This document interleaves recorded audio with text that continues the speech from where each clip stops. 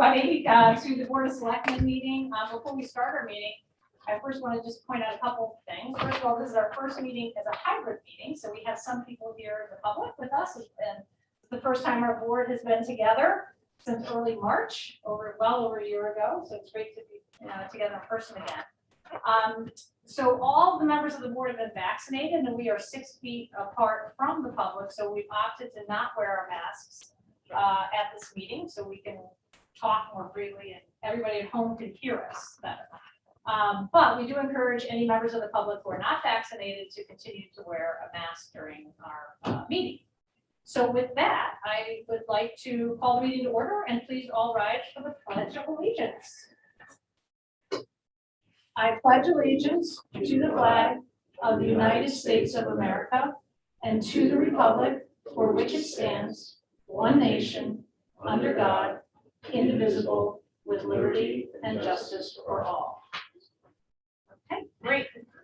That's certainly better when we're all in person. We're all in sync. It's a little fun. Yes, so, all right, so the next item on the agenda is the approval of the minutes for the May 11th meeting. Oh. Second. Any amendments or changes, discussion?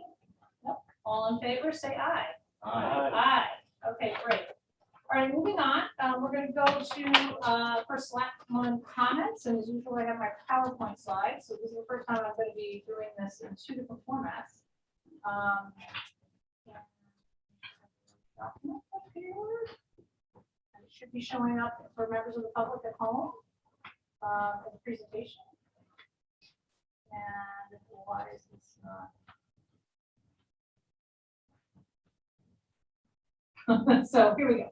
All right, great. So hopefully everybody, we have 2 screens just for those at home, for the members of the public in person to see. But just real quick, obviously last week we learned that the state of emergency declaration was extended to July 20th. But all business restrictions were lifted last week in Connecticut. So it's great to be back a little bit more normal these days. And so town hall is returning to normal. Starting today, our town hall is open to the public 5 days a week. Appointments are no longer necessary. And we encourage people to still access things online and to use the drop boxes outside of town hall for expediency's sake. But the doors are open for normal business hours now 5 days a week. I do want to remind the public again, if you are purchasing a beach pass, those are only being sold at the Surf Club office. And that's open 7 days a week. So I encourage people, because I know sometimes people show up here trying to go to the beach and rec office, but that's all being handled down at the Surf Club. So I just want to remind people of that. Other exciting things is that the town completed a $3.8 million refinancing of some of our existing bonds. It was very successful. So congratulations to the finance director. We also received an affirmation of our AAA credit rating, which I think is a testament to how the town has fared. So I was very excited to get that reaffirmed by Moody's last week. And there's a full report available we'll have on the website of the recent rating report that Moody put out on the town of Madison. We also launched the Island request for proposals for the use of the Island Avenue building and property. That was posted early May.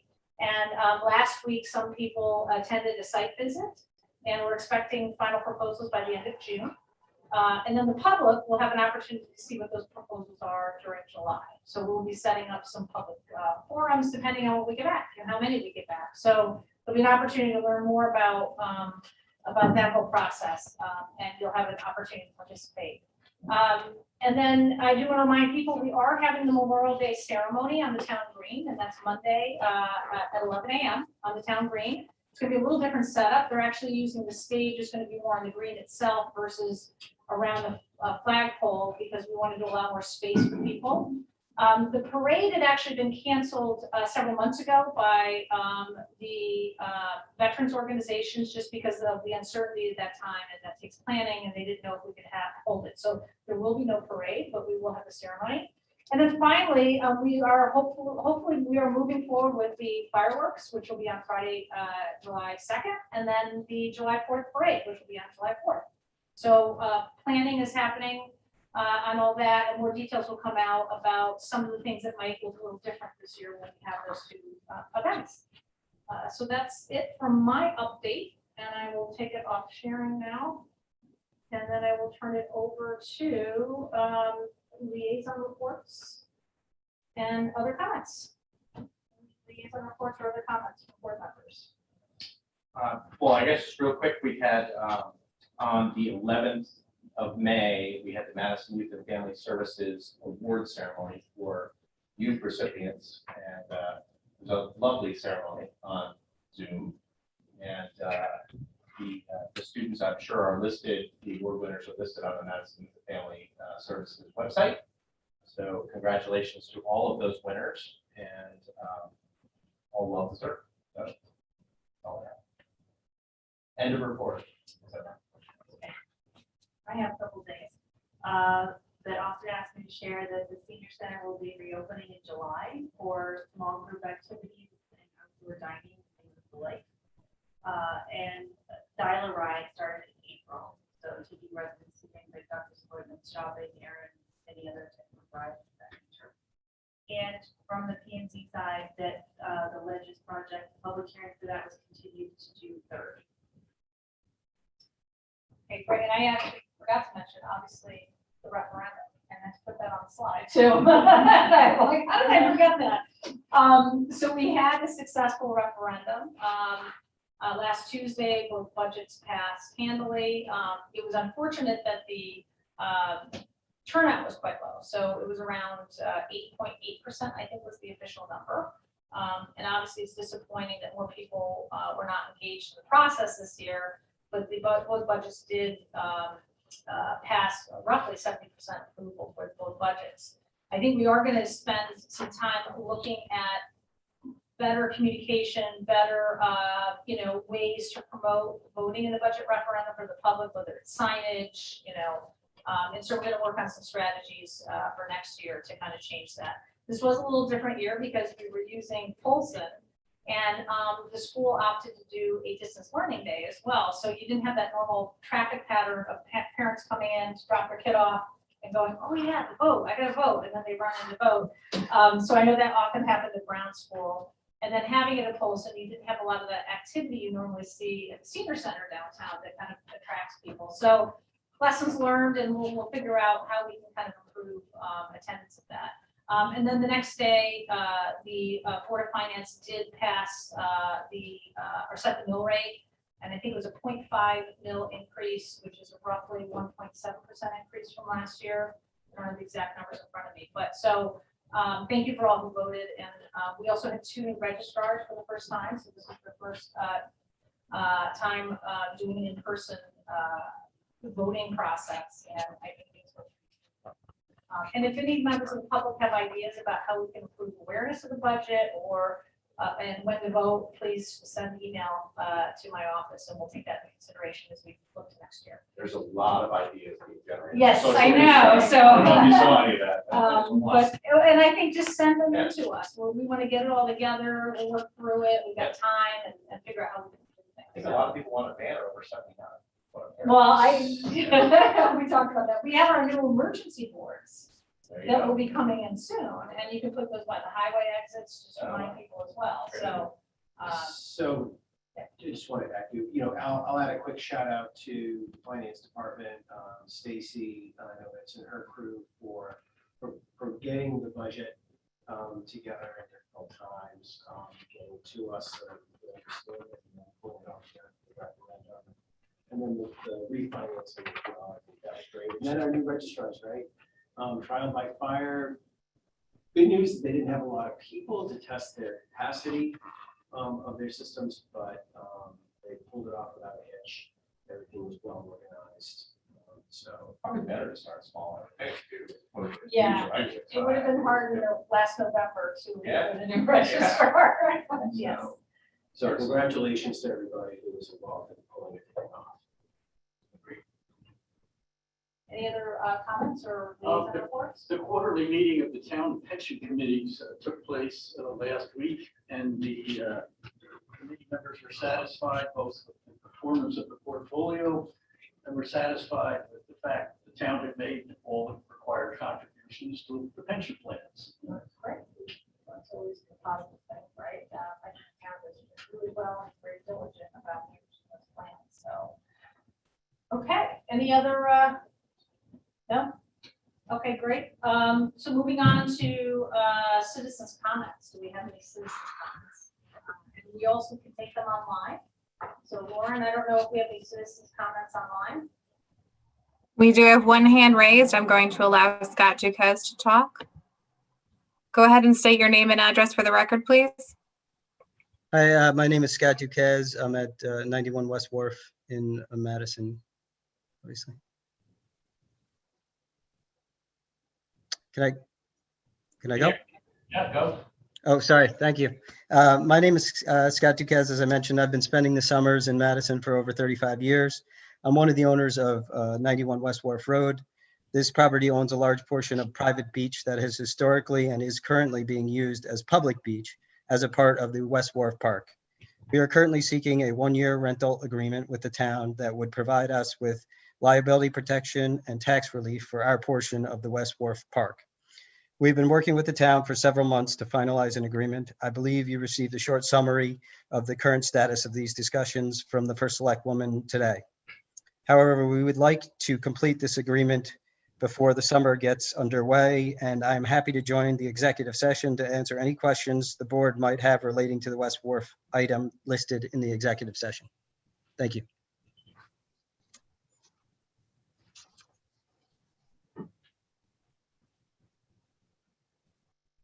Any other public comment? There are no other hands raised. Okay, great.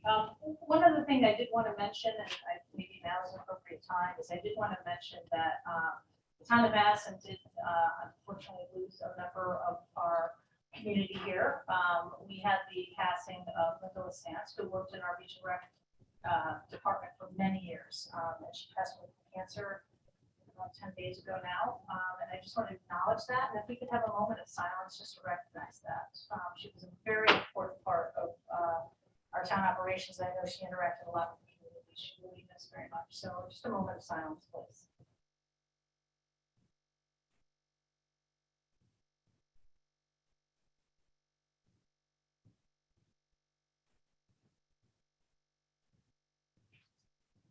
That we'll move on with our meeting.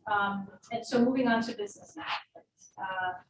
First item on the agenda is a presentation from the Exchange Club on the Healing Field ceremony for the 20th anniversary of 9/11. So Lauren, is there a member that's logged on to do a presentation for us? Yes, I'm moving her over and she will be able to screen share her presentation. Okay, great.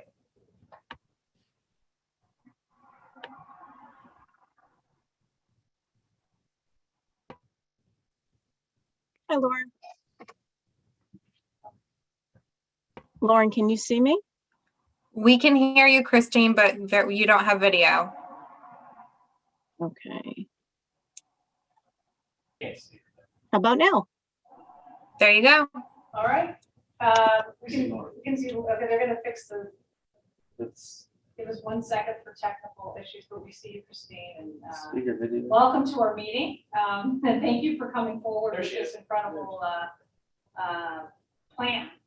You know, I read some of the email summaries of this, and it looks like it's going to be a really great event. So, Christine, you're president, correct, of the Exchange Club? Yes. Yeah. Great. President-elect, and I'll be president in July, assuming no issues. Okay.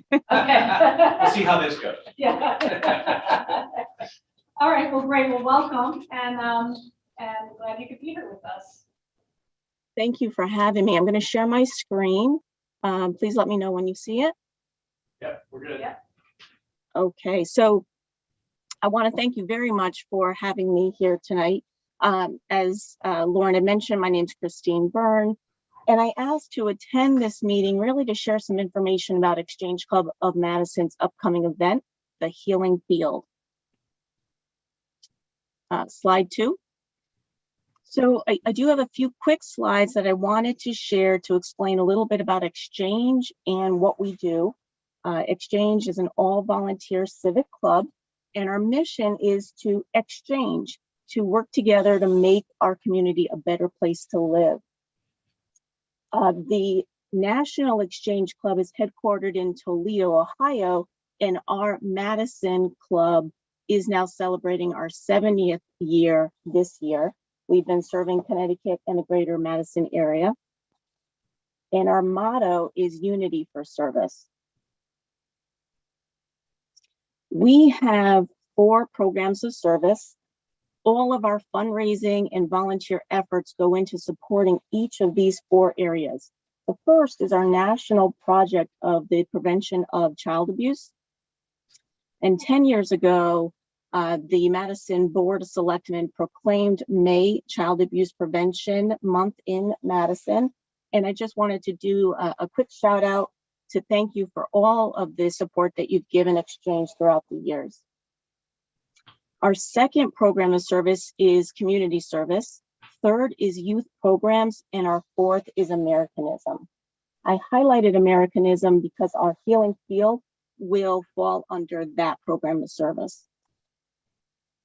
So what do? I've listed many of our events and activities on this page, but for the sake of time, I'm just going to highlight a few here and then dive into a few more when we talk about Americanism in a moment. Each year, we honor a member of the fire department and a member from our police force in our salute to the bravest and finest. And these individuals are selected for their community service efforts. And it's our hope that through their selection, it serves as inspiration to those in the field to continue the great work that they do in crime prevention and supporting the community. We also installed several freedom shrines throughout the shoreline, and a number of them are here in Madison. Specifically, we have one at town campus and one at Daniel Hand High School. So as you enter town campus from the police side of the building, or that side of town campus, you would see the Freedom Shrine through the hallway. It's a display of incredibly important documents that provide the freedoms and greatness that we enjoy today. And it's a reminder that they weren't purchased easily. So these gifts must be cherished and protected. We have exact photographic reproductions of the Mayflower Compact, the Declaration of Independence, the US Constitution, the Bill of Rights, Gettysburg Address. We have FDR's 4 freedoms of speech, JFK's Ask Not What Your Country Can Do for You, and also Martin Luther King Jr.'s I Have a Dream speech, among dozens of other documents. All of these documents are framed and available for viewing right here in Madison at town campus. I'm just going to switch to the next slide just to continue talking about what we do, but show you what we do in some pictures. We also provide several scholarships each year to our youth. 6 scholarships are provided to members of the Daniel Hand senior class who complete a competitive application, including an essay. This year, the essay topic was about stepping out of their comfort zone and making an impact. One of the 6 will be presented the Youth of the Year at Daniel Hand's award ceremony in June.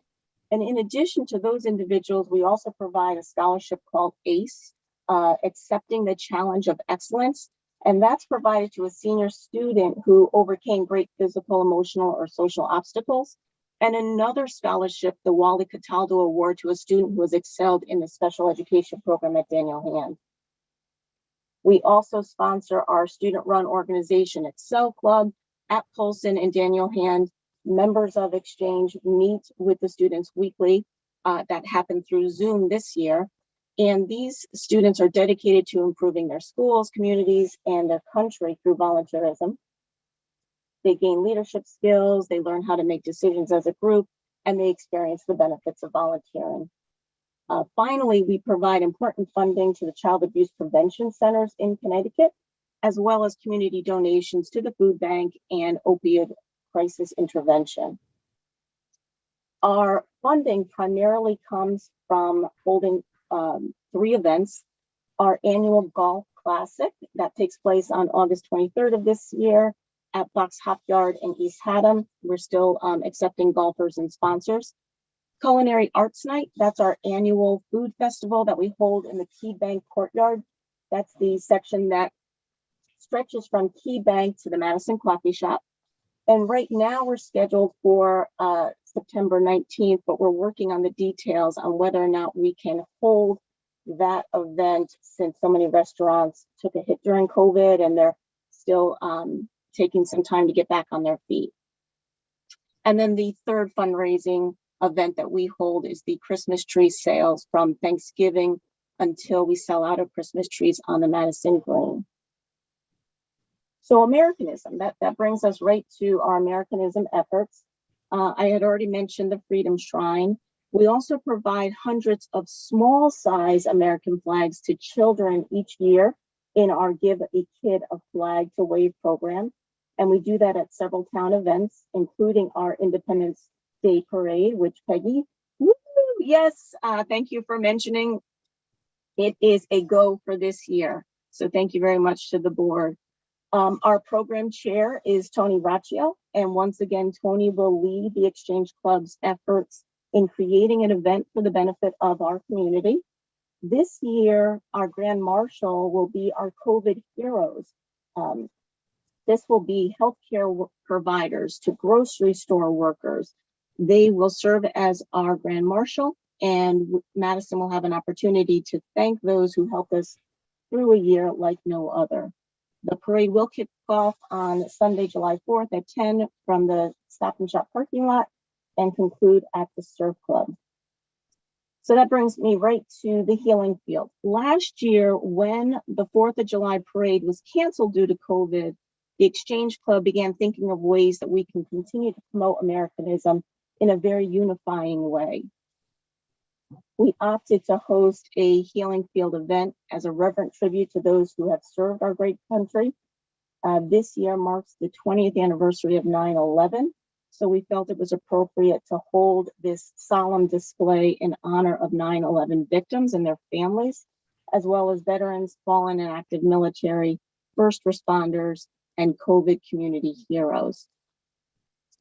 So the healing field is a uniform display of full-size 3 feet by 5 feet American flags hanging from 8-foot poles.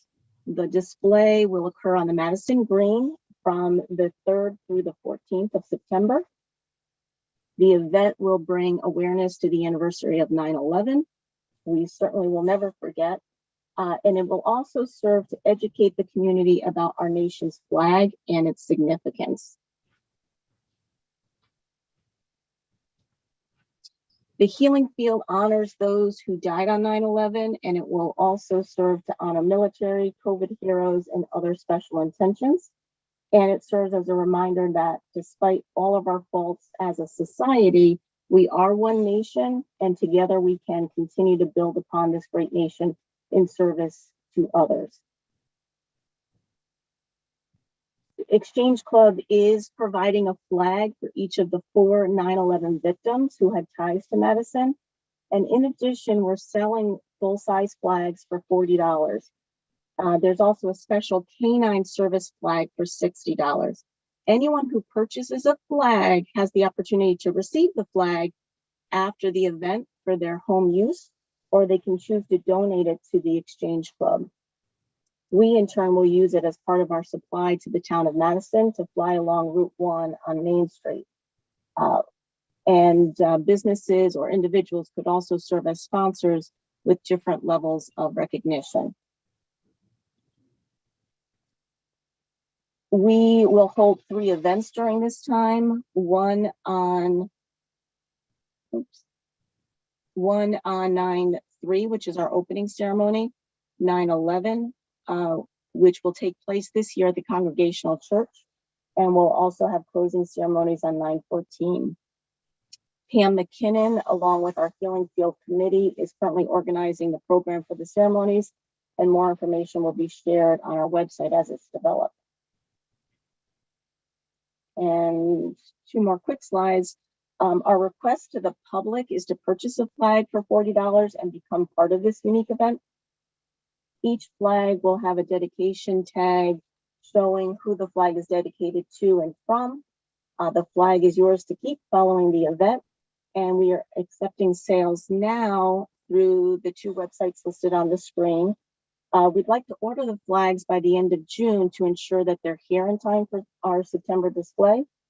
And in addition to purchasing online, we will be selling flags this weekend on Saturday from 9 to 12 on the Madison Green. The Chamber of Commerce is allowing us a table to sell the flags during their antique show. We'll also be in the Key Bank courtyard on Sunday morning for a few hours. And then also on Memorial Day, the American Legion is permitting us to have a table on the green following the Memorial Day service. So please stop by and visit us. We also encourage visitors to the town green during the 10 days of display to learn more about the events of 9/11 and the history and importance of our flag. Thank you very much.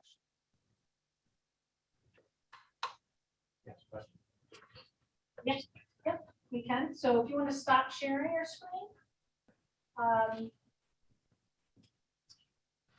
Christine, you want to stop sharing your screen? Okay. And,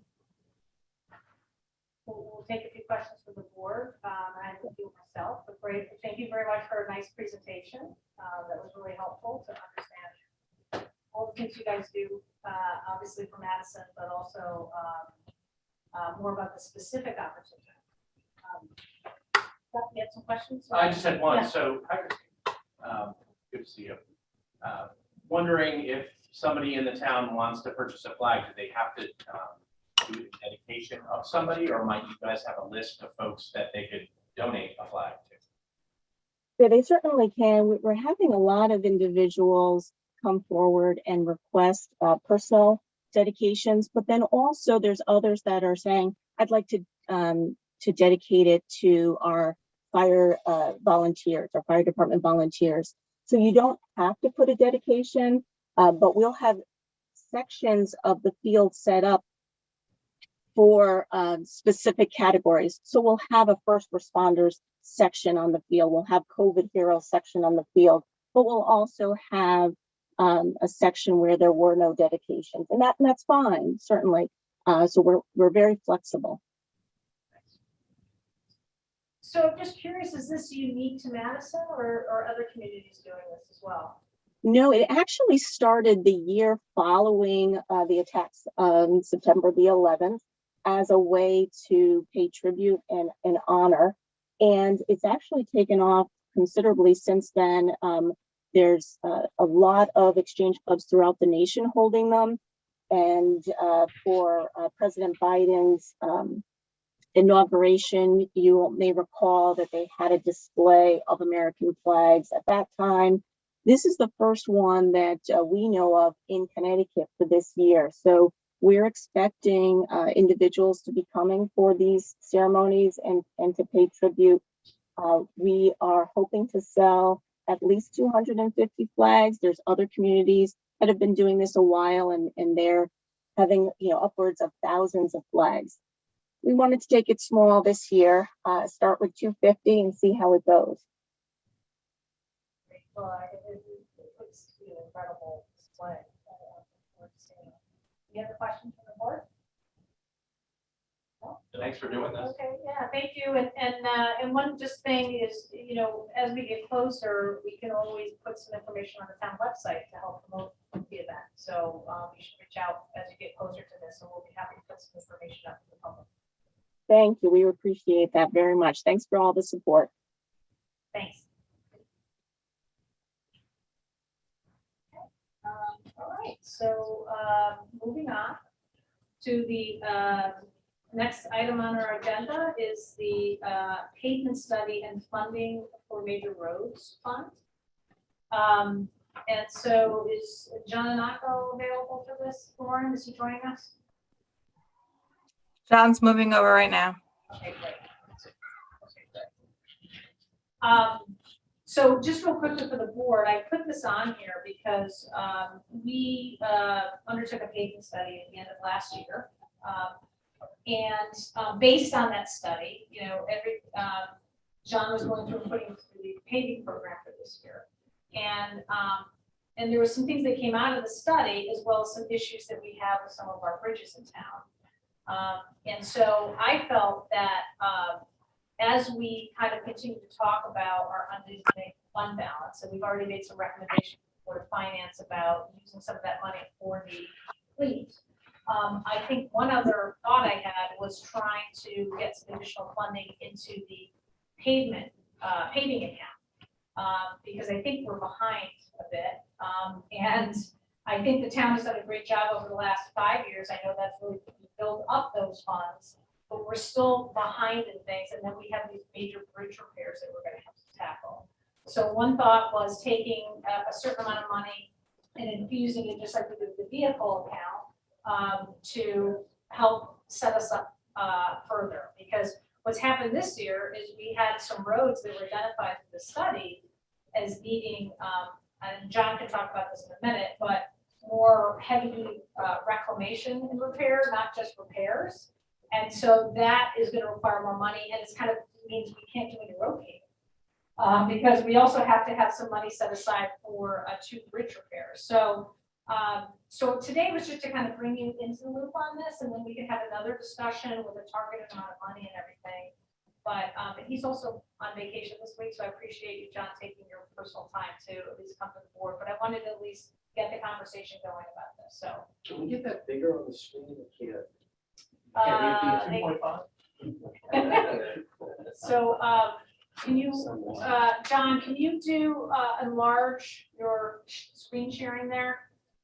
So it's actually me screen sharing and I have it enlarged all the way. So it might be something that the tech guys need to adjust on unpinning you to the screen in the room. So see how it says 72% though? Can you make that 100 stand a little? Yeah, do that. There we go. Exactly. Yeah. There you go. Much better. Perfect. Okay, John, so do you mind talking to this and just kind of walking through some of the conversations we've had on this and where we are? Sure. Can everybody hear me? Yep. Yes. Okay. Yes, so the graphic, I apologize for that, kind of having some limited technology here, so it's kind of small, but what that is it's a summary of the 2020 paving study that we recently had done, and we're starting to incorporate the new information. And I wanted to just kind of give you an overview of the study, and it'll give you maybe a sense of where we are with our paving program and where we've come from starting back in 2013. So the roads in the study, the roads were all rated by their road surface condition, the so-called RSR. And they range from 0, well, in this case, 32 is the lowest, all the way to 100, which is the best rated road. 32 is the worst rated road. And the second column shows the repair categories that correspond to that road surface rating. And the third column is the number of roads in each one of those categories. And the fourth column is the approximate cost per square yard for that level of repair. And so what this shows me is that the two top categories, or the lowest RSRs, are major rehabilitation and minor rehabilitation, which is, generally speaking, major rehabilitation is a road reclamation where we go in and we have to really tear up the old road and reconstruct it. The next column below that, minor rehabilitation, is a typical mill and overlay, which is the biggest category. That's where we put most of our dollars into the paving program, is in that category.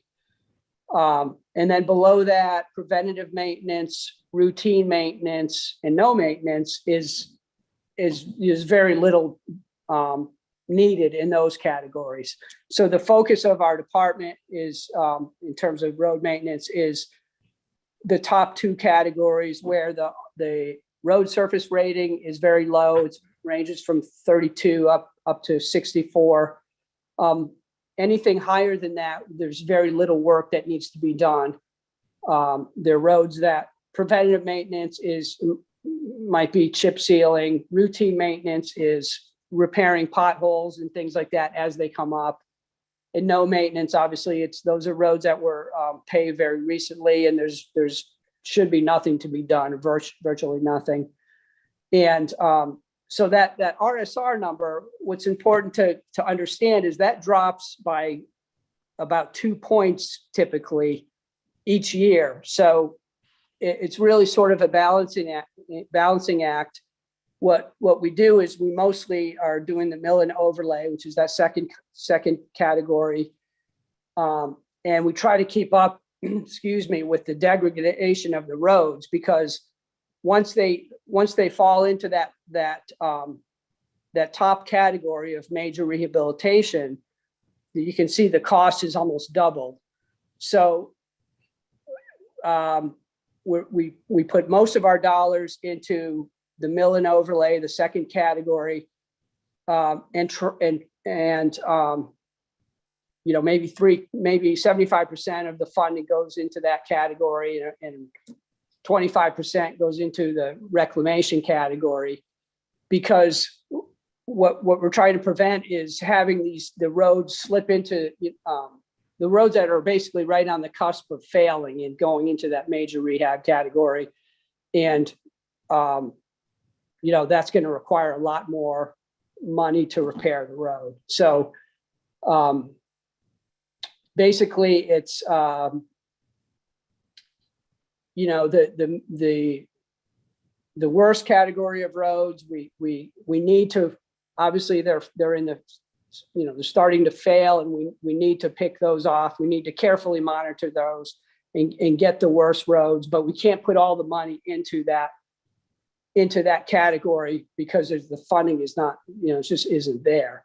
So well, and one thing, John, I know I talked about with Rob a little bit today, is that we handle major repairs like bridge repairs out of the same account that we do paving our roads. And so we end up, you know, it's so easy to just push off the paving all the time, right?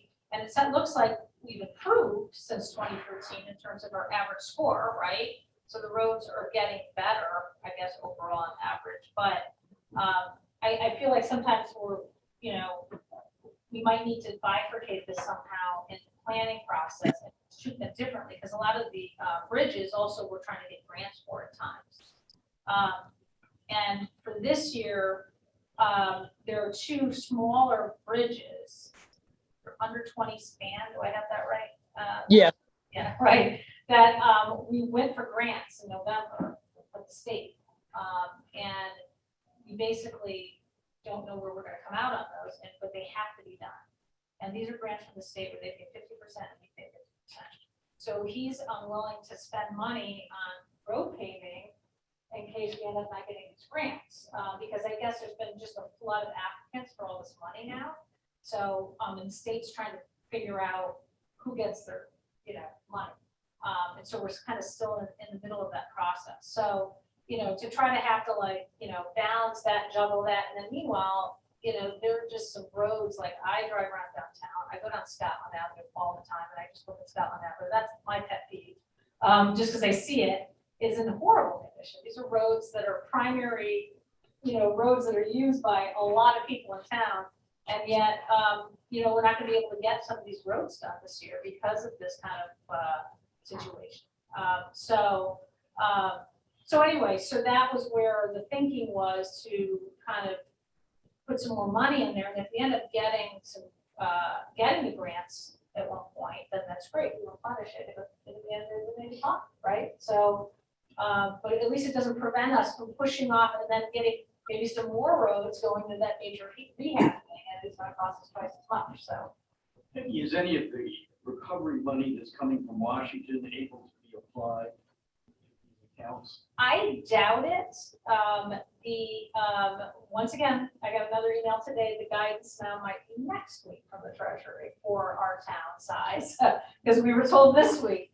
But everything that I've read so far that has come out of U.S. Treasury is that you have to tie it somehow to health, safety, COVID, economic impact of COVID. Like, there has to be some, so is there a possibility, maybe in a couple of weeks, we'll know a little better, if we can use it for this, just core infrastructure stuff? But right now, I don't think so. So a couple of questions. John, the costs that you listed, are these current post-COVID costs, like everything else that's gone crazy, or are these older numbers? Those are current costs. Yeah, so you're correct that the oil price directly affects the asphalt prices. And there is an asphalt escalation that we're experiencing right now of a couple of dollars a ton, but these costs I think are still good for right now. They may go up depending on, I guess, the economy, but those are current costs. And then do you have a breakout on a total miles basis? So as opposed to just the number of roads, how many, what percentage of the total mileage in the town is the 32 roads that are in danger? I think so the total number of road miles is 125 to 130 miles, depending on which source we're looking at. But so I think if you took the 32, you can see there's 293 total roads in town roads. That 32 is pretty representative of, say they're all basically, I think 1.5 miles or so on average. I'm not explaining this very well. So 32, if you take 32, divide that by 293, I think you're getting pretty close to the percentage of roads in town that are in that category in terms of miles.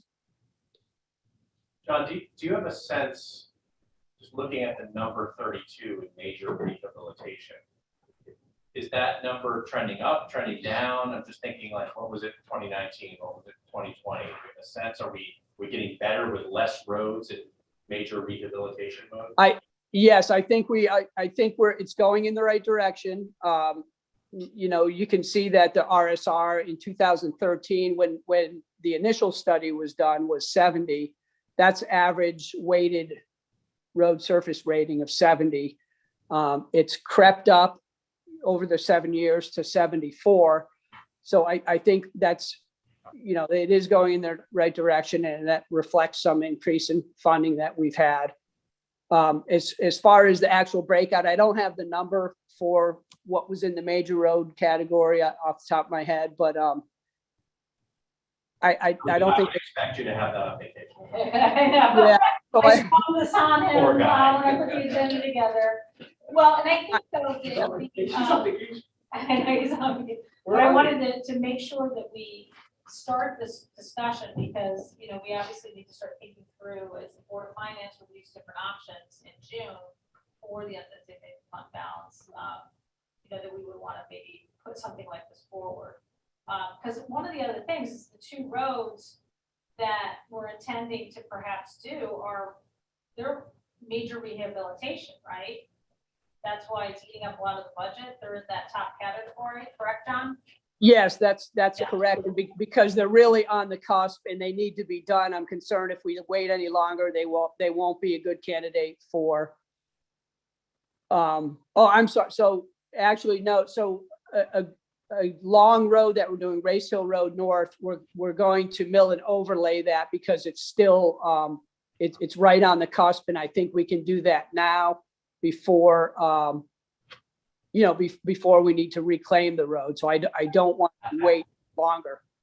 But then there are 2 roads that we are also doing major rehabilitation on because they are just really coming apart, and we can't let those go any longer. So that's what I'm saying is we keep an eye on that list, the 32 roads on that category. You know, some of them they're cracked severely, but they're not coming apart. But you know, so that's what we need to stay on top of. If that makes sense. So I think that, my thought was if the board in general, if you guys think this is the right path forward on this, we can come back with more of a detail, looking at the accounts, looking at like the bridge issue and figuring out maybe a number that we can recommend to the Board of Finance as they go through the discussion. So that, Yeah, no, it sounds great. okay? All right, John, thank you for that and go enjoy your time. Okay, thank you, everybody. Appreciate it. Hi, John. All right. Bye. Okay, so you guys just got an opportunity to hear all about our roads now. All right, guys, so the next item on the agenda is we have the chair of the Board of Education here, Galen, and our superintendent, Craig Cook, to give a presentation on the school renewal plan. So what I will do is pull up.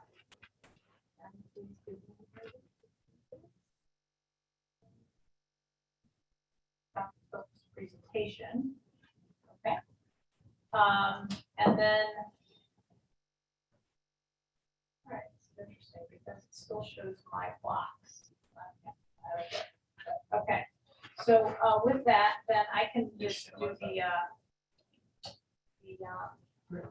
presentation for you, like, so I don't know, do you want to kick off? And Yeah, okay. I'll kick off. So I want to say thanks to John. From our perspective, all roads lead to Board of Education schools. So, but it really is, Well played. it's really great to be here to see everybody now. And so it's just really nice. And also thanks to Art Sickle and his team for the technical wizardry to pull together. It's very nice. So, I just wanted to reintroduce the topic of our school renewal plan as we emerge from COVID. And in order to do that, I decided to take an archaeological dig into my notes to review what the tri-board unearthed and what the town forum revealed about public priorities way back in the recent time, 2019. And some of the issues concerning the possible new school building were priorities were security, the location, making it conducive to the 21st century learning environment, of course, the financial implications, the cost benefits, and tax implications. That the school would be a place for a good public use, be seen as a town asset, and there were concerns about the school size. So that was then, this is now, and just wanted to introduce first Bill McMinn, he's no introduction, great director of facilities, and then Dr. Craig Cook, our superintendent, who will take those. Okay, great. Yeah, and I think for presentation, it's better to stand up here, right? Yeah. Okay. Stop right here. Yeah, if you want to go by the corner, that'd be perfect. Yeah. Tell me when to. I done. You can advance one already. Thank you. And It's not. What about it? Oh, there we go. Oh, look at that. great. All right. Thank you. Too many? No, I think that's the next. Okay, So it's great to meet the Board of Selectmen in person. I spent a lot of time with Peggy, obviously, but it's my first time meeting some of you in person. So this is fantastic. I can't believe it's taken this long. But it's great to be here. And this also gives us a good shot of seeing what we'll need to do with the Board of Ed coming up soon. So thank you for going first. And as Galen said, we wanted to kind of reintroduce a very similar project that was already in front of the That's not gonna work. Sorry, Yeah, hold on a second. trying to find a better way to do it, but that's not it. That worked actually. There you go. Whatever you just did. All right, great. So wanted to really reintroduce the project, because as Galen said, we're picking this up from 2019 and certainly doing some modifications and reviewing where we're at and what is working. One of the biggest things, which I'll share some slides on later, is our student modeling in terms of how many enrollments we're expecting in the coming years. And I know you've seen that report, but we want to just go over some of the slides for that. But I think the biggest piece of the project is the new school itself, and we would be building a new pre-K to 5 school. Obviously, very energy efficient, full-size gym, which we know is important for Madison, the town of, and our residents, also our students. Oftentimes, as Bill knows, when you try and build a new school, they'll try and make very small gym, but we want one that will be useful for our citizens on the weekends and after hours. 100% AC. Will meet the high performance building standards. We are looking now for about 600 students, including the preschool students, 82,000 square feet, plus or minus, some as we go through the state process and also our process. Meet the new school security codes and would replace the 20-year TCLC portables. The state is very excited about that, as we talked about. They're not a big proponent of portables, and we are considering 2 different sites for consideration. And this would basically replace Jeff. So the project itself would raise Ryerson, and then it would become a new Jeffrey. Yes. So if you can just, there's a couple more clicks to this one. So one of the big pieces we've heard about is that also, so what is the citizens and students that are attending the Brown School on the northern end of town? We would keep our north-south split for student attendance lines. And what it would do is it would convert 5 classrooms to brand new 4 classrooms. It would have bathroom and ADA upgrades, security upgrades, and furniture renewal for the library.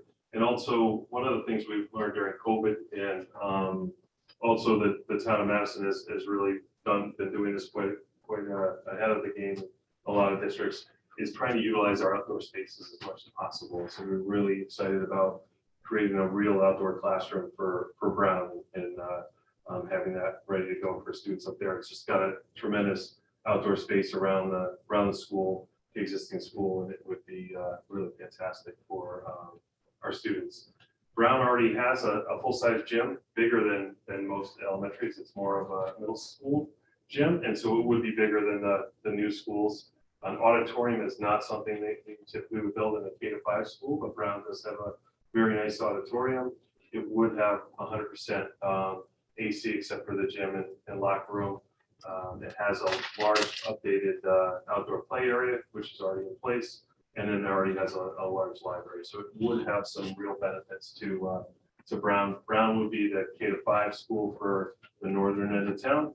Our pre-K students who attended the new Jeffrey would go to Brown for kindergarten. So we have about 45 students in pre-K. That will grow. That will continue to grow as all towns are experiencing that. Next slide, please. The next slide. Thank you. The other piece of the project is for Polson. So Polson is a building that was built in 1960. As you all know, it was a high school previous to being a middle school. We have some major electrical work to continue to upgrade. Would be part of that project. Allow us to do a ventilation system replacement, expand air conditioning. So 50% of the school is air conditioned now. So we would move well beyond that. And then auditorium upgrades and improvements. And so the auditorium is not air conditioned now. It would be, and I think that this would be a location that would get a lot of town and community use as well as high school events. And so high school does not have a traditional auditorium, so this would really be a great opportunity for us to utilize this school and for town events, school events. So the board is considering 2 potential referendum dates. The board is having a discussion on this tomorrow as part of their agenda. I should have said that up front. This is really a shorter version of the presentation the board will receive tomorrow. So anyone in the audience or here with us tonight is interested in a longer version of the presentation, please join us tomorrow night for our monthly board meeting at 7:30. The board at the end of the agenda will have a discussion, most likely not be making a decision, but having a discussion on December or February for the referendum dates that the board would then recommend to the Board of Selectmen for Thank you. So this is showing our elementary projections for enrollment. And as you can see, we are right about at the bottom. The demographer who lives in town here called it the trough. We are at the bottom of the trough in terms of the enrollment for numbers. And we're going to start to see a increase in that. And he credited that to strong home sales in town, which I think you're all aware of. Also a higher birth rate than we had seen prior. So we're starting to see more students become of school age that already lived in town. And then also the reputation of the school system, strong schools and that attractive place for students and families to be for school age. And so, you'll see that, we start to, we're in that recovery mode, and then we'll start to increase at a pretty steady but manageable pace. It won't be tremendous shifts in schools each year. Next slide, please. So this is for the intermediate grade levels. So what they do is they project us based on our current model of schools, which is the way that the state requires us. So this is for 4 through 5. The previous slide was for K to 3. So again, we have hit the bottom of kind of the enrollment and start to increase again at 4 through 5 grades. It takes a little bit longer to hit that recovery point from where we were, just a few years ago, 2013, 14, about 400 students. So 2030, 2031, then we'll hit 400 again, and you'll be up there because again, a big piece of that is the birth rates that we've seen. The full report from our demographer is on our the Board of Ed website. So it's a pretty interesting read if anyone is interested in that. And the Board of Ed has received the presentation. If you go back to the previous Board of Ed workshops, that you'll see that there was a presentation. Next slide, please. Okay, so one of the big things that the board has really looked at is what's the cost of the referendum versus not doing the referendum. So you're I know aware, but for the audience sake, the board has done a lot of work in terms of what would be the work we need to do in our schools just to keep them up to where they're at, to stay workable and modern, and then what's the cost of doing this referendum. So we are estimating this referendum at about 85 million. We are still in that process of determining exactly how the school is built. There's 2 sites. There's some pieces of that will determine this cost up or down a little bit, and kind of fine tuning that. But it's been pretty consistent. The previous look at this project and our current project, around $85 million for that. We are estimating reimbursement from the state of about $10 million, so that would bring the cost of Madison taxpayers down to $75 million for this project. The remaining CIP projects for the referendum, because we would still have remaining school projects to do, and especially with our high school becoming about 20 years old, is about $44 million. So those are the remaining projects that stay that will be done till 2026. So what this also would result in is 4 schools versus the current 6 sites. So as mentioned previously, the current Ryerson would no longer be continued. That would be turned back to the town. In the project is money for raising the school. So certainly that's ultimately the town's decision on that. And then also the Jeffrey would be returned back to the town, and the new school would be basically the new Jeffrey, and the TCLC portables would be returned back to the town and would be sold off or demolished, depending on what the determination is.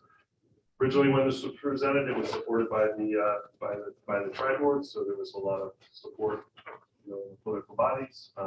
Huge piece of this is combining pre-K into an elementary school. That is really the ideal model for preschool education, and it does bring our average age of our school buildings down to 35.5 years. Slide, please. So the cost of not doing this referendum would be $100 million of capital improvement projects. So it is a little less expensive. However, it keeps us with 6 buildings. So preschool would still be separate, no modernization of learning spaces. It really just keeps us current to where we're at, and our schools would now be an age of 49 years old, at the time of the referendum being considered. So we really don't, progress as much as we'd like, and still the cost is pretty significant. So again, just kind of laying out the two choices side by side, but that'd be important to show that, again, the age of the schools drops pretty significant when you look at this project if it were to be approved and go forward. And then also, one big piece is with 4 schools versus 6, we kind of become a little bit more, we become more efficient. Oftentimes when you see grade level swings or swings in enrollment, it causes us to adjust. You're much less likely to have that in that scenario. So, I think we'd be really poised to have, an efficient operation going forward. Wanted to show on the next slide just some discussion of savings. So with the district closing Island, there were significant savings in terms of staffing, and where we are staffed now, we are not anticipating a major staffing savings through this cost. So one example that I would give of that is right now, our preschool students are serviced by our fuel services director as the principal. So 45 students are not part of that equation in terms of our current principal allotment, but we have 3 other schools with principals in them, just one principal, no assistant. Ryerson, Jeffrey, and Brown all have one principal. When we go to the 2 schools, we'll have 600 students approximately in each school. 600 students means typically a principal and assistant principal. And so we would look to go up 1 more administrator. The other piece, we have 1 nurse in each of our each of those buildings right now. And we have a nurse at Town Campus Learning Center for preschool. We feel we'll still need 4 nurses within those allotments of schools, possibly 3, but that's something I think we would look at. Preschool, as students are entering school, there's a pretty significant requirement for nursing services. So that's one area that we feel we'll be having some savings in custodial costs, having some savings potentially in para costs, maybe even secretaries, but it's not going to be of that significant amount that we had when we closed the Island. We definitely would have some electrical savings as we look at a more efficient school. And then transportation, right now we have another drop-off time when we look at Brown versus Jeffrey and Ryerson. So we feel we can be much more efficient, but not necessarily to the point where we can guarantee less buses, because right now they all kind of run on that same tier. They're within about a few minutes of each other in terms of when they start school. So we would certainly be looking at that, but we didn't want to come right out and say that we're anticipating significant savings in staffing or transportation. So that was that is it. Yeah. So happy to answer any questions, and we know we'll be back at some time.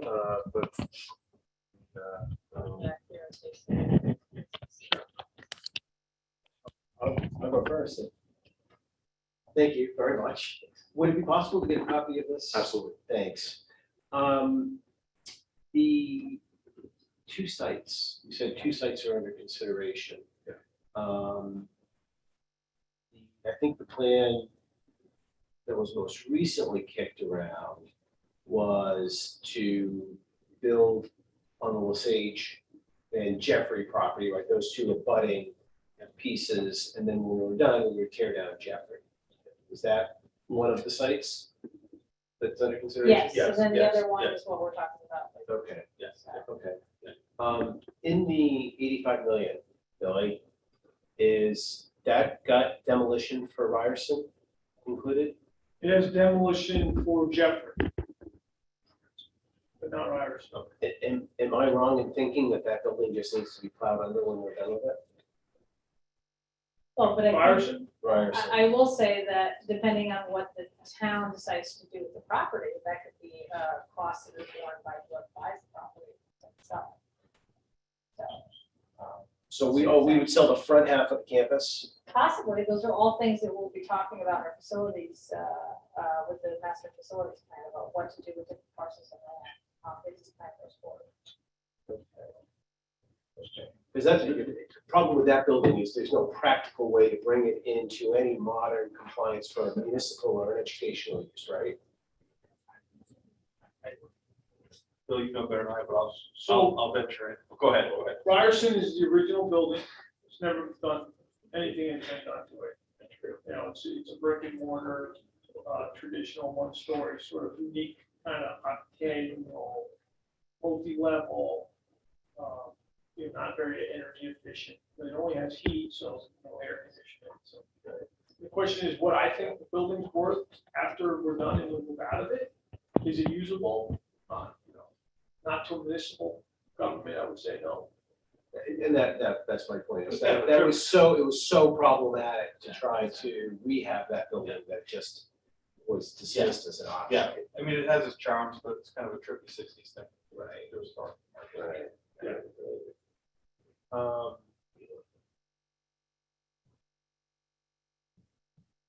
The Was all CIP, the, oh, you said the CIP doesn't currently have $44 million in it for the next That was my 5 question. years. I don't think, we were talking about that. We were trying to figure out. what Not 5 years. The CIP has 44, approximately 44 million.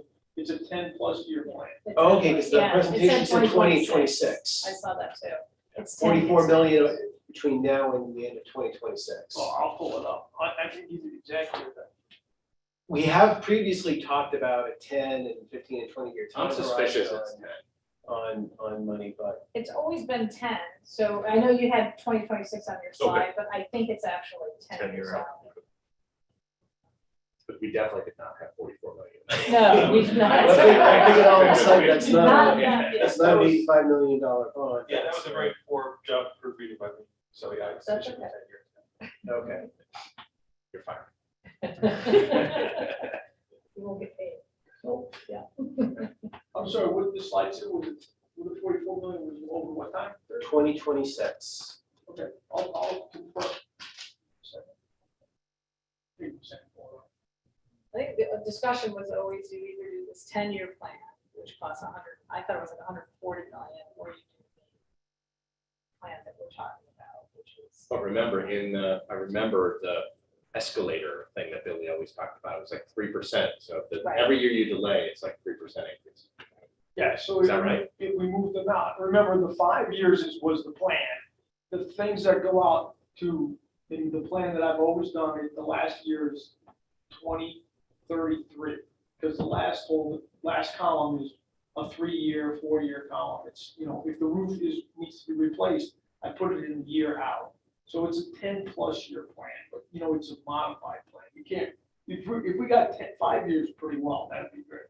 The other ones are just, placeholders or things that we need to plan for out.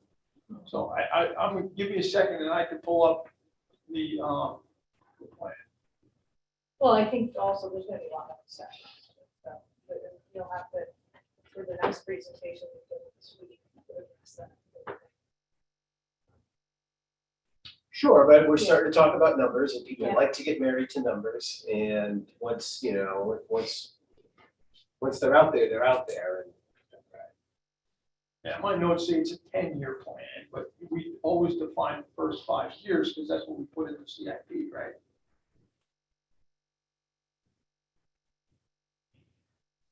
so this is why you're doing the dry run. Yeah, thank you.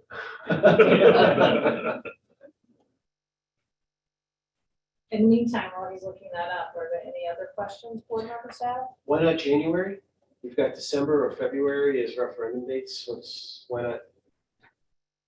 What's wrong with January? I think the board could end up discussing that. I think we were just looking at any time before March, really, we would have the same opening date for the building. So about, 5 years. So we'd still have that same September. So I think December, January, February, all could be. Okay, I didn't know if there was something No, about January that you said, no, we're not gonna do that. It's just a function of lead time and trying to get things right. And still have enough time to open fall 2025 if it were to pass. So do you have a timeline working backwards from a December date, what all the milestones we have to hit to maintain that calendar? Yes. Yes. Yeah, we have both. We have December and February. And that's something you guys will be sharing, so. Yes.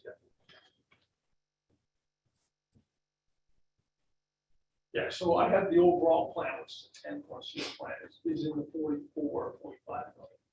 That's the full plan. That's the full plan. So that's fine. So, I mean, it probably is worth having a discussion, whatever we do think is gonna be non-discretionary, right? Things that we know we're gonna have to do in the next 5 years. You know, so when you're talking capital planning, anything can be moved out. You know, in my career here, there's only one thing that ever failed, and it was on the plan, it was out 5 years and it failed. You know, so I moved it out. So, My point is, if we think there's a reasonable expectation that we've got $20 million in the next 5 years of capital maintenance. There isn't $20 million in the CIP for the next 5 years, I think, and there's probably not cash flows from taxes to cover that. We would have to consider that as part of the bonding issue. Well, I think that's a whole bigger question about CIP in general, because there's other projects that are not school related there too, about timing and decisions that we have to make. So, Absolutely. And I But think that's, This is the that's notion my- about a bonding strategy. Yeah, so I'm Well- just saying it's more, I think you have to put it all together, and the big variable is the referendum. So it's constant, it comes back to, if we have a referendum, it passes, then we can start figuring out, prioritizing some of the other school stuff, the town stuff, and coming up with stuff. And that's absolutely what we've talked about in years past, about giving taxpayers visibility to all of the capital spending that we see, you know, with some reasonable clarity, right? That, you know, not the pie in the sky stuff, but just what we think is a reasonable expectation for capital needs, giving the taxpayers that visibility so that as they make decisions today, they're not making, some of the decisions we make today will take away decisions that we can make in 2 or 3 or 4 years. But I'm just saying that the problem is that we have to tell the public, there's 2 scenarios, right? That 10-year timeline is gonna look very different if the school renewal plan passes than if it doesn't pass. Right. So you're gonna have to provide both either to or. the public. Well, prior to the if referendum. but if it passes, there is in the next 10 years reasonably Right, but another that's one 44. stream, and that's one look, and then the other look is if it doesn't pass, then there's another stream. Well, if it doesn't pass, we all burn our hair and regroup and I mean, that's what we're doing now, right? This is a regroup from a failed referendum. Yes, Yeah. and that was the serious part about how I joked about all roads lead to the referendum. Right. Yeah, right. So much is hanging on. I think- Can I ask another question? Sorry. Yeah. So I'm just curious, Billy, because Aaron and I sit on CIP, but I'm trying to recall, how much of that 10-year plan have we started already? Have we in our current CIP? Because I know things have started to eke into. So I'm looking at the CIP. plan, as we're talking about the plan, I'm sort of studying it. Yeah. So the first 2 years of the plan was 2020, 21. That's what I thought, right? We just did, and then 2020. So it's not really 44 million at this point because we've already started. But we delayed things. Right, we moved a bunch of stuff around. So if we're gonna really talk about the CIP plan and get into the details, you gotta give me a little more time than my screen here.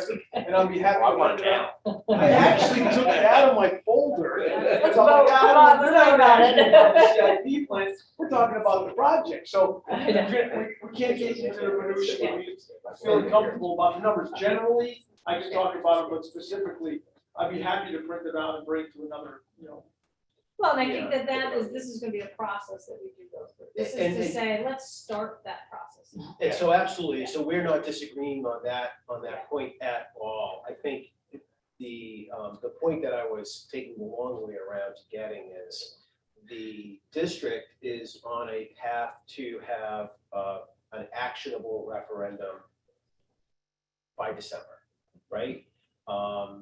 I think we need to probably turn up the urgency on the long-term capital planning that we've been talking about, some of it pretty formally, some of it pretty casually. I think we need to start to formalize some of that so that we do have a greater sense of what that all is, because you're right, we are going to have to balance all of these needs out. The reality is the town's credit card isn't big enough to pay for all of it at once. I think though, one of the other things to talk about is one of the goals, I think, if we can, we're allowed to do this under the American Rescue Plan, is to provide some relief in that capital program. So try to pull out a few things that right now we're forecasting all these cash flows to support different projects, right? And if there's a few of those we can cherry pick out, that'll provide relief also. And I think by, you know, the fall, we'll have a better vision of what that would be, how we would be able to have the impact too. So that would help with any forecasting in terms of the school plan. So, yeah, so I think, you know, actionable for us over the next couple of months, absent that strict guidance, is us starting to identify and quantify some of the projects we think are important. How we already pay for doing that them? in CIP though? I thought we're already doing that. Well, I think as a board, I'm talking bigger strategic, right? So where are we gonna, put the surf club, right? Where we all know that that's something, that's a decision that's coming. We're back. Let's focus on school plans. So We're getting my too big. point is we should take up this topic with some urgency as a board. So I would agree with that. I think it's important. Yeah, so we know where we're going with everything. Rules in my file. But Billy, So any other questions for Galen or for? no, it's great. I mean, I appreciate you guys coming and at least giving us a little preview, a reminder as to what we talked about a couple of years ago, because it has been a little while. So I appreciate you doing this. Thank you. Yeah. Yeah, I do too. Thank you. And I know particularly for you, Frank, it's been, you know, getting up to speed, getting our arms around a lot of history that Galen can share with you. He's already passed me, so it's. Yeah, I'm just a little late. and, you know, we just look forward to hearing more about it and learning and getting feedback from the public also. So, great, thank you. Thank you. And we expect you to stay the entire meeting. Well, he kind of has to. So we probably should put you at the end, right? We should have done that. You could have all That's stood here. That's a public comment. We've inflicted this on many other Yes, board you- members and yes, public, you have. the public, it's turn around the spare place, Chad. Yes, you have. I feel bad.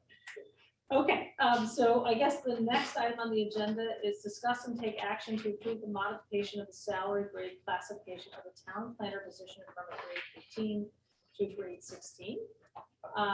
And so the reason this is on here is we did get some unfortunate news that our town planner, Dave Anderson, is leaving the town of Madison to pursue a very exciting new opportunity with a environmental nonprofit.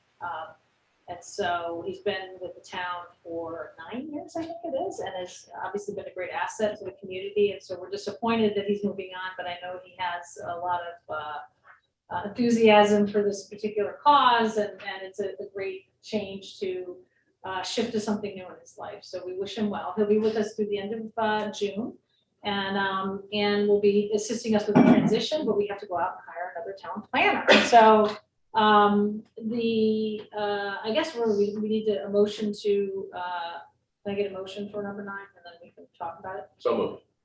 Second. Okay, great. All right, and so I think Deb Millar, is Deb here? Yep.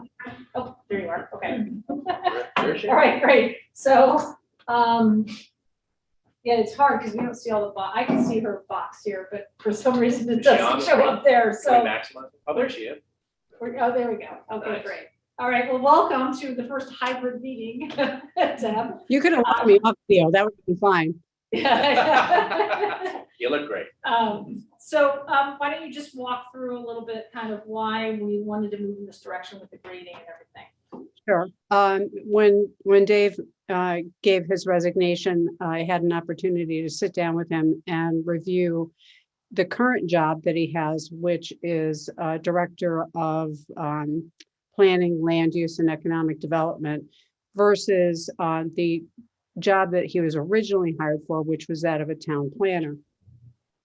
As you may remember, we also approved for hire this year an environmental planner, and we are looking at some sort of perhaps shared service on economic development with Guilford. One of the things that has been very clear, if you worked with Dave, is that he had too many balls in the air. How he did the job that he did for the town, I quite frankly don't know how he got through it. And that's part of the reason for the carve out, is to refocus the town with a town planner that would be dedicated to that primary function and role. To bring in the environmental planner, which will take over some of the boards and commissions that currently fall under Dave's jurisdiction. And then again, to, start a discussion about where we're going to go with economic development. And Dave supported this path. And quite frankly, a lot of towns are reversing the direction. They had hired a director of everything. So economic development, land use, planning, conservation, and they are now carving that back out and going with a town planner and then a director of economic development. So we're kind of in the same path as many of our neighbors are already. One of the things when we went through the job description, we felt the job description was still appropriate and it was still relevant and it didn't need any modifications or changes. The one thing I wanted to make sure of is that we were competitive in the market for this position. The grade 16 or the grade 15 had a max salary of $103,000. Looking at the CCM salary survey, the medium range for this type of position was $99,000. So we're only slightly above that. Moving us into the grade 16 gives us a max salary of $108,000 or $103,000. And what that's going to do is it's going to open up a broader recruiting pool that will not just be exclusive to the smaller towns. We'll be able to compete with, people who are working in larger municipalities. And, that's really the goal. A position like this or any director's position, you leave open for 30 days.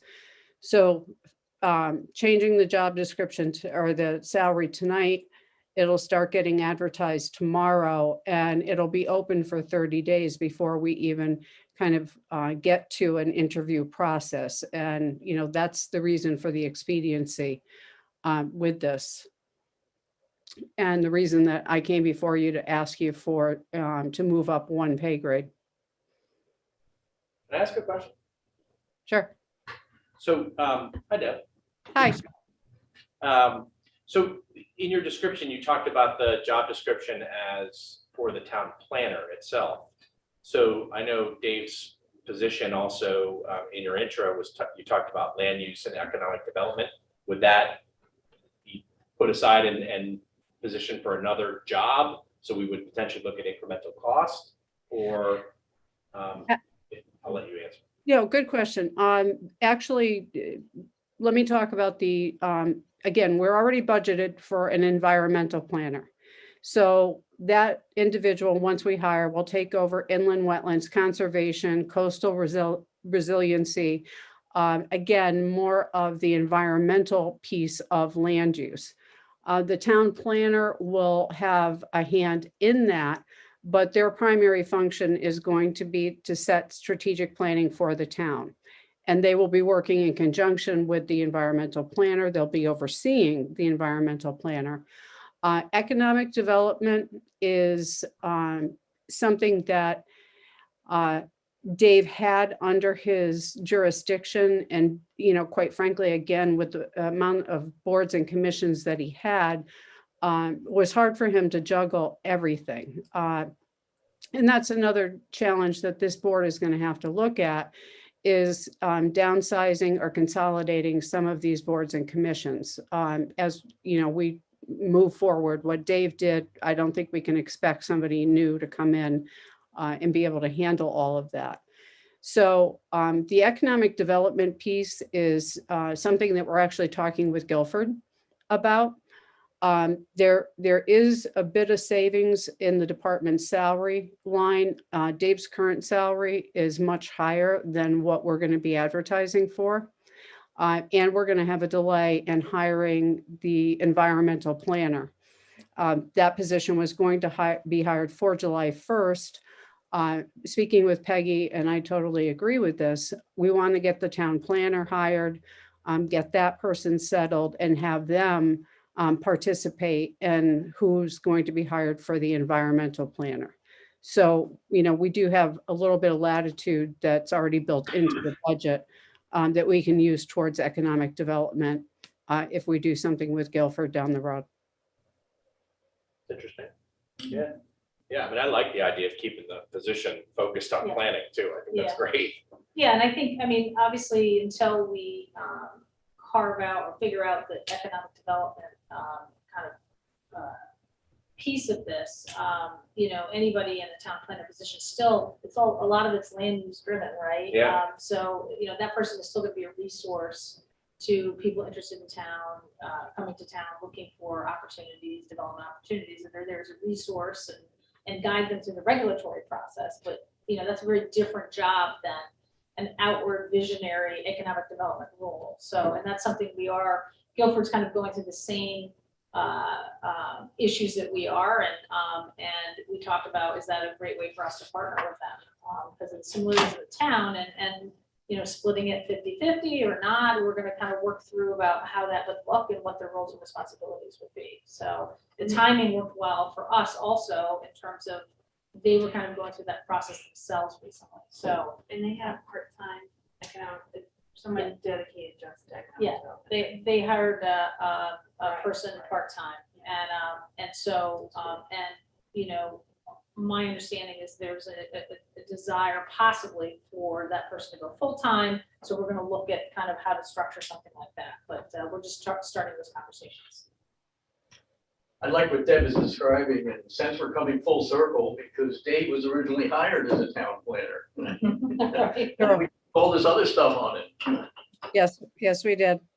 Is that your fault? So if everybody is good with that, I guess, can I get all in favor of approving the modification of the salary grade classification for the town planner from a grade 15 to grade 16, say aye. Aye. All right, great. All right, thank you very much, Deb. All right. And then, you're up for the next one. Yeah, I am. Number 10, discuss and take action on approving the Public Works Teamsters Local Union Number 433 contract dated July 1st, 2019 to June 30th, 2024. Can I get a motion? So moved. Okay. Okay, great. And just real quickly, Deb, you can talk about this. This is just a kind of midterm adjustment to the contract. If you want to just highlight it. Yep. We had already negotiated with the Teamsters the wage, duration, and benefits package of their contract, and had agreed with them to meet again and do midstream bargaining on some language changes and some operational discussions on the department. We were delayed by COVID, unfortunately, but what you have before you tonight is the final package. Most of the changes, and I've summarized it for you in a couple of different memorandums, really are about operational efficiencies and some language changes to clarify what our current practice is that was not included in the contract. If you look at the overall cost to the town of Madison for implementing this tonight, it's around $2,000. So again, this is not substantive except for to the operational workings of the department. Okay. Any other questions about the contract? Nope. Okay. All in favor of approving the Public Works Teamsters Local Union contract, say aye. Aye. Aye. Okay, great. Thank you. Thank you. Thanks, Deb. Next item is discuss and take action to approve routine line item transfers totaling $79,205. Second. Okay, and this is kind of another, I think you got a spreadsheet supporting this. This is a number of things that we do at the end of the year to make adjustments. We shift some things around. I don't know if there's any specific questions on this. Is Stacy on here? She may not have. No, I think just for people listening, this is taking money out of accounts that have money and putting it into accounts that don't have money. We're not taking any new money or adding to the budget, we're simply shuffling within. the Right, budget. And Well to close that. AKA transfer. Transfer, right. All right, all in favor, say aye. Aye. Aye, okay, great. All right, number 12, discuss and take action to approve applications received for the DRS Neighborhood Assistance Tax Credit Program from the Madison Historical Society, Wellington at Madison, and Knight in Hand. So moved. Second. Okay, great. We just held a public hearing on this issue. This is actually a state assistance tax credit program, and all we're doing is providing support for these 3 organizations that wish to apply for these grants. And no members of the public showed up at the hearing. So I'm assuming we'll all be in favor. You have packets on each of the applications, and it's not involving any town money. So all in favor of approving the application, say aye. Aye. Aye, okay, great. All right, so moving on. Appointments and resignations, okay. Now, should I do the appointments first and then all one thing, or do you want me just to do the whole list? How would you like to do this? Let's do appointments, then resignations. Okay. All right, so may I please have a motion to approve the appointment of Dennis Crow from the Zoning Boards of Appeals, alternates to the Zoning Boards of Appeals for a term to expire November 1st, 2023. And the appointment of Jennifer Gordon to the Zoning Boards of Appeal, alternates for a term to expire November 1st, 2023. I'll make that motion. Second. All right, any discussion? All in favor, say aye. Aye. Although I'm just realizing we have to accept the resignations first. Yeah. I was just gonna say that. So Yeah. let's do the, all in favor of, They'll just edit that in post-production. okay, yes, all in favor of. You know a guy. Optimistic. Resignations of George Nowotny from the Ad Hoc Library Building Expansion Committee. The resignation of Bill Baker from the Bicycle and Pedestrian Advisory Committee. Resignation of Sean Alexander from the Bicycle and Pedestrian Advisory Committee. The resignation of Thomas Kelty from the Zoning Board of Appeals. So moved with our undying gratitude for the work of these volunteers. Absolutely, they're important committees and they require some time, I know that. So all in favor, say aye. Second. Wait a second. Oh, second, okay, you seconding? I did. Okay, so all in favor, say aye. Aye. Aye, all right, well, thank you. Do we need to re-vote again on the appointments? No, I think we're okay. All right, so great. Thank you very much for people stepping up, obviously, and then also for your service to the town. So we're very grateful for that. Okay, item number 14. Didn't see any in the package. I didn't either. She was like, I was taking a breath. So no abatements or refunds. It's the first. Number 15 is citizens' comments. Any citizens' comments? It's hard to see the thing anymore. I know. You get to see how many people are waiting. There is no one, there's no one with their hand raised. I mean, this is Okay. riveting TV. I know. All right, well, at least this is the experiment tonight. I think it's going okay. Okay, all right. So with that, then actually, we now have to move into executive session. For the public, this means that we will be ending Zoom, or I'm not sure how we're working this, Lauren, but screen will be blank, I guess, for the public. And then we'll be going to executive session. We have a number of topics tonight, so it will be lengthy. And that basically will convene our meeting of town business. So with that, can I get a motion to move to executive session? Do we just want to name the people we're And inviting? invite in, yep, Galen Pauly, Dr. Dr. Cook, Bill McMinn, and then I think, is Floyd on the call, Lauren? Floyd is not on the call, but I'll text him right now and have him get on. I'm assuming you also are going to want to invite in Deb for the item B. Yes, I totally forgot about item B. Okay, yes, please, and Deb Millardo. And do you want Dave Anderson to be invited in on the Jansen property Yes, and the West if Wharf? he's here. I wasn't sure if he was. He's here. Okay, great. and also invite that. So all in favor, say aye. Aye. All right, thank you. So we will be signing off from YouTube. Yeah, wait, Just give me a second to get everything turned off and get everyone moved over.